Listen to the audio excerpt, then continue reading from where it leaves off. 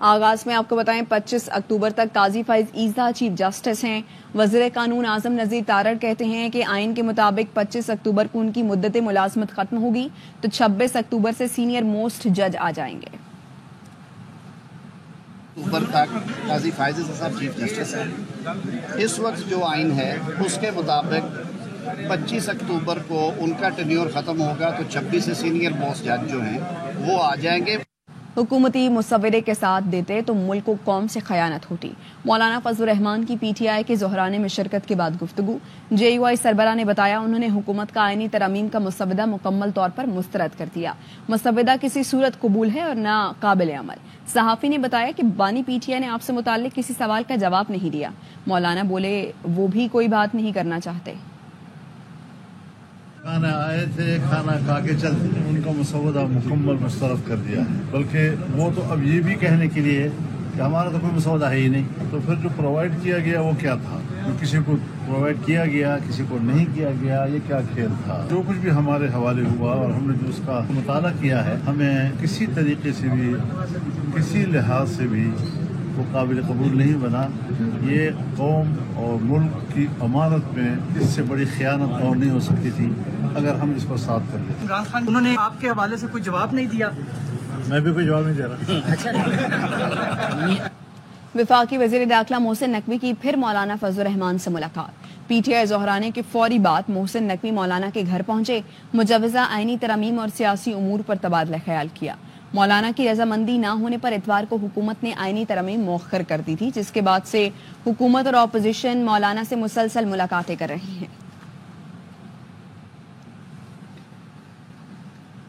ہو سکتا ہے آئینی عدالت کے چیف جسٹس منصور علی شاہ بن جائیں. مسودے میں کہیں نہیں لکھا کہ کون چیف جسٹس بنے گا. جسٹس قاضی فائز عیسیٰ کی ریٹائرمنٹ کے بعد جسٹس منصور علی شاہ سینئر ترین جج ہیں. بلاول بھٹو کے ترجمان بیرسٹر مرتضی وہاب کی پروگرام خبر میں گفتگو. کہا آئینی ترمیم سے متعلق مسودہ نہیں دیکھا, نہیں معلوم میڈیا میں چلنے والا آئینی ترمیم کا مسودہ درست ہے یا نہیں. آئینی ترمیم لیٹ سے آ جاتی ہے اور کانسٹیٹیوشنل کوڈ بن جاتی ہے تو یو نیور نو, کیا پتہ منصور علی شاہ صاحب اس کے چیف جسٹس ہوں. کوئی قدغن تو نہیں ہے اس کے اوپر کہ کون چیف جسٹس بنے گا. اس میں کہیں لکھا ہوا ہے کون چیف جسٹس بنے گا.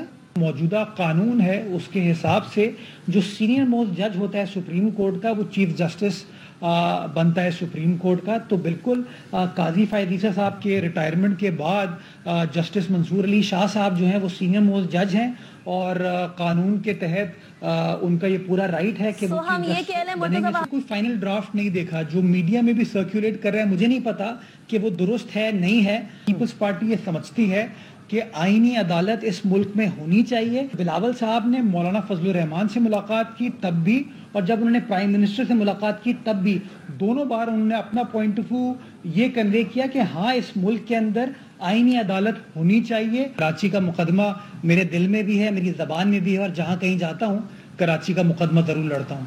جے یو آئی فے نے بلاول بھٹو کے دعوے کی نفی کر دی. بلاول بھٹو کہتے ہیں کہ مسودے میں کیا کچھ تھا انہیں معلوم نہیں تھا. J U I senator Kamran Murtaza کی 11th آور میں گفتگو.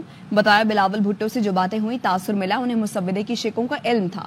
بلاول بھٹو نے تو ہمیں یہاں تک کہا کہ کیا کریں, مجبوری ہے, کرنا پڑے گا. جو تاثر دیا جا رہا تھا اس وقت یقیناً میٹنگز بھی ہوئی تھی جس میں اسحاق ڈار صاحب بھی تھے اور جس میں اعظم نذیر تارڑ بھی تھے, محسن نقوی صاحب ہوں گے. اس وقت صرف زبانی باتوں پہ اور اس وقت یہ امپریشن دیا جاتا تھا کہ یہ مولانا کی سپیچ کے مطابق کوئی ڈاکومنٹ انہوں نے بنائی ہے اور انہوں نے کہا کہ بس آپ اپنے کانسیپٹ کلیئر کر لیں. اس کے ساتھ ساتھ جو ہے نا ہم نے یہ کہا تھا کہ جب تک ڈاکومنٹ نہیں دیکھیں گے ہم بات آپ کے ساتھ آگے نہیں کر سکیں گے. وہ ڈاکومنٹ جس دن انہوں نے اس کو ووٹ کروانا تھا اس سے جو پہلے کی رات تھی, یعنی صبح ووٹ ہونا چاہیے تھا اگر اس پہ ایگریمنٹ ہوتا, تو وہ اس سے جو پہلے کی رات تھی مڈ نائٹ میں اراؤنڈ 2 بجے وہ انہوں نے بھجوایا مولانا صاحب کے گھر میں کسی کالے سے لفافے میں تھا. اس کو پڑھنا شروع ہی ہم کر رہے تھے تو بلاول آ گئے. تو میں نے بلاول صاحب سے کہا کہ چیئرمین یہ کیا اس میں یہ آرٹیکل 8 پہ آپ نے اس کو دیکھا ہے؟ تو بلاول صاحب نے کہا کہ جی ہاں مجبوری ہے اور اس کے علاوہ کوئی چارہ کار نہیں ہے. اس طرح کا تاثر دیا. اس وقت جو ہے مرتضی وہاب صاحب بھی موجود تھے اور یہ وہ رات تھی, یہ پہلی دفعہ یہ کاغذ اور بلاول صاحب جو ہے کاغذ کے ریفرنس سے یہ ہم اس رات پہ بیٹھے تھے جس دن صبح جو ہے نا کہا جا رہا تھا کہ آپ نے اس کو ووٹ کرنا ہے. وہ ہم نے کہا کہ جی اس کو اب تو پورا پڑھنا تو ٹائم لگے گا, یا میرے ساتھ بیٹھ جائیے, پھر ساری رات جاگتے ہیں. اس کو انہوں نے کہا کہ نہیں آپ پھر وہ صبح اس پہ ملتے ہیں. بلاول صاحب نے کہا کہ اس کو آپ ایجیٹیٹ کریے, میرا اپنا اس پہ جو ہے نا وہ نہیں بن رہا تھا, مگر ہماری تو مجبوری ہے, آپ ایجیٹیٹ کریے کمیٹی میں, ہم آپ کے ساتھ شاید جتنا ممکن ہوگا ہم آپ کو سپورٹ کریں گے, مگر ایجیٹیٹ ہم کریں گے. یہ اس میں گفتگو ہوئی تھی. تو ابھی ہم کلاس وائز میں اور مرتضیٰ اور بلاول جو ہے نا ہم تینوں بلاول کے آفس میں بیٹھے تھے پارلیمنٹ ہاؤس میں, اور بات آگے چل رہی تھی. تو پھر اس کے بعد وہ ہو گیا. مین وائل پھر میں چونکہ تقریباً معاملے کو سمجھ چکا ہوا تھا, میں نے مولانا کو وائس نوٹ کر دیا کہ جی اس میں یہ اس طرح کے معاملات ہیں, یہ دیکھ لیجیے, یہ خطرے سے خالی نہیں ہے معاملہ. پھر بلوا لیا مولانا نے, کیا مجھے سمجھاؤ ساری بات. اس کے بعد مولانا نے پھر کہا کہ نہیں اس پہ ہم کو جو ہے نا یہ تو آپ کا ورژن ہے, شاید ممکن ہے کہ اس میں کاؤنٹر ورژن بھی لینا پڑے یا ہم آپس میں ڈبیٹ کریں, ہمیں ٹائم چاہیے ہوگا. یہ تو اتنی سادی بات نہیں ہے, یہ تو پھر لوگوں کے پاس بھی جانا ہے. بلاول صاحب کل کہتے ہیں ہمارے انٹرویو میں کہ نون لیگ کی وش لسٹ میں ضرور شامل تھا, لیکن ہم نے ان سے کہہ دیا کہ صاحب ہم اس کی حمایت نہیں کریں گے. تو سارا کچھ ہو جانا چاہیے تھا. تب مجھے بلاول صاحب نے بتایا کہ آپ کے اعتراض پہ ہم نے یہ نکال دیا, اور پھر اس وقت شہری بیٹھی ہوئی تھی, ان کو کہا اس میں آرٹیکل یہ اپنا انوائرمنٹل اس کا بھی ڈال دیجیے کہ وہ بھی جو ہے نا ایک فنڈامنٹل رائٹ میں آتا ہے. میرے پاس جو آج بھی پڑا ہوا ہے وہ وہی ہے, اس میں آرٹیکل 8 سیویلینس کا ملٹری ٹرائل وہ سارا شامل ہے اس میں, جو آپ کے پاس پڑا ہوا ہے آج بھی سارا کچھ میرے پاس. کوئی بھی ایسے جج صاحب جو سپریم کورٹ پاکستان سے ابھی ریٹائر ہو رہے ہیں تھوڑے دنوں بعد, وہ آئینی عدالت کے سربراہ بن جائیں, یہ شاید آپ کے لیے حمایت کرنا ممکن نہ ہو آپ لوگوں کے لیے. یہ بھی جی بالکل درست ہے. میں جو ہے نا بہت بڑا جو ہے نا وہ وکیلوں کی طرف سے رد عمل آئے گا جو کہ برداشت نہیں کیا جا سکے گا. یہ بات بتا دی گئی تھی بلاول صاحب کو. حسین نقوی صاحب وہ کس کی ریپرزنٹیشن, وہ پتہ نہیں, ہمیں ریپرزینٹ کر رہے ہو. مولانا کے برخوردار ہے, مولانا کہتے ہیں میرے برخوردار ہے. واپس آئیں گے ایک بریک کے بعد. خبر آپ کو دیں واشنگٹن سے, جہاں پر سفیر رضوان سعید شیخ نے سفارتی اسناد امریکی صدر بائیڈن کو پیش کر دی ہے. عالمی اور علاقائی چیلنجز سے نمٹنے کے لیے پاکستان کا ساتھ ہیں. امریکی صدر بائیڈن کی جانب سے کہا گیا ہے. بیورو چیف واشنگٹن جہاں زیب علی ہمارے ساتھ موجود ہیں, آگاہ کریں گے. بتائیے جہاں زیب.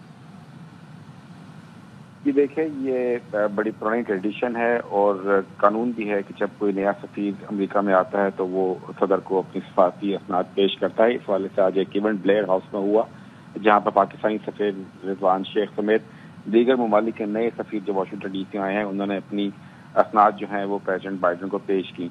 اور اس کے بعد جو پریس ریلیز جاری کیا گیا ہے پاکستانی سفارت خانے کی وجہ سے, وہ بڑا ڈیٹیل پریس ریلیز ہے, جس میں محسوس ایسا ہوتا ہے کہ جیسے رضوان شیخ صاحب کی صدر بائیڈن سے کافی لمبی کوئی ملاقات ہوئی ہے. حالانکہ یہ صرف ایک تصویری ایونٹ ہوتا ہے جہاں پر اسناد پیش کی جاتی ہیں اور تصویر کھینچتی ہے اور اگلا سفیر پھر آ کے اسناد پیش کرتا ہے. لیکن جو پریس ریلیز ہے اس میں بڑا لمبا چوڑا ایک پریس ریلیز ہے جس میں کہا گیا ہے کہ امریکی صدر نے یہ کہا ہے کہ پاک امریکہ تعلقات علاقائی استحکام اور سلامتی کے لیے اہم ہے, جبکہ صدر بائیڈن نے دہشت گردی کے خطرات سے نمٹنے کے حوالے سے پاک امریکہ تعاون کو بھی سراہا. بہت شکریہ جہاں زیب. Welcome back. اور خبر یہ کہ کراچی سے اسلام آباد جانے والی پرواز پی کے 300 میں فنی خرابی ہو گئی ہے. فنی خرابی کے باعث پرواز پی کے 300 1.5 گھنٹے سے زائد تاخیر کا شکار ہے. پی آئی اے کی پرواز پی کے 300 کو صبح 7 بجے روانہ ہونا تھا. مسافروں کا جہاز میں احتجاج کیا جا رہا ہے اور لاؤنج منتقل نہیں کیا گیا ان کو ابھی تک. اور جو مسافر ہیں وہ اس وقت جہاز میں ہی موجود ہیں. یہ پرواز جو کہ صبح 7 بجے روانہ ہونی تھی اور ابھی تک روانہ نہیں ہوئی ہے. اسلام آباد, کراچی سے اسلام آباد جانا تھا اس پرواز کو پی کے 300, جس میں فنی خرابی ہو گئی ہے.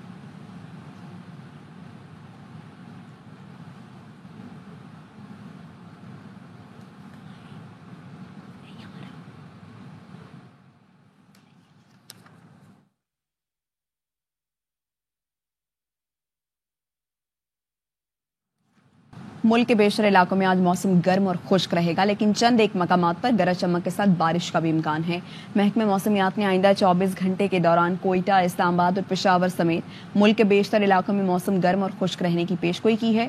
لاہور, فیصل آباد, گجرات, گوجرانوالا, سیالکوٹ, اکاڑا, ساہیوال, کشمیر اور گلگت بلتستان میں کہیں ہلکی کہیں تیز بارش کا امکان ہے. کراچی میں موسم خشک اور مطلع جزوی ابرآلود رہے گا. لاہور میں موسم کیسا رہے گا بتائیں گے خواجہ رمضان مجید.